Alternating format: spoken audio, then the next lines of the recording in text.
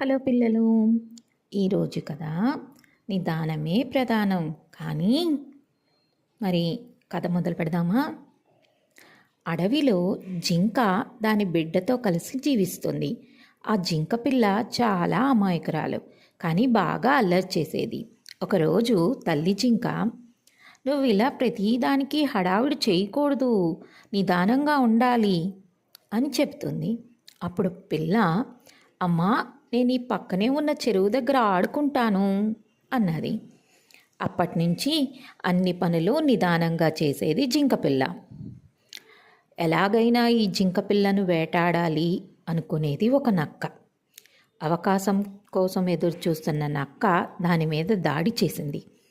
అయినా పరుగు తీయకుండా గట్టిగా అరుస్తూ అక్కడే ఉండిపోయింది జింకపిల్ల.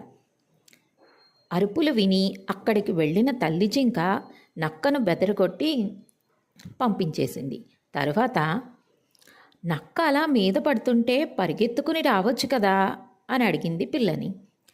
నువ్వే కదమ్మా నిదానమే ప్రధానం అన్నావు, వేగంగా రావాలని చెప్పలేదు కదా అన్నది అమాయకురాలైన జింకపిల్ల. ప్రతి పనికి అలాగే ఉండాలని కాదు, సమయం సందర్భాన్ని బట్టి మనల్ని మనం మార్చుకుంటూ ఉండాలి అని జింక తల్లి జింకపిల్లకి హితవు చెప్పింది. దీన్ని బట్టి ఏమర్థమైంది పిల్లలు మీకు?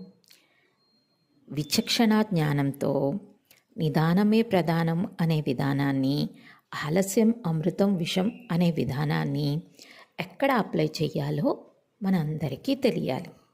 అర్థమైంది కదూ? ఉంటాను. బాయ్.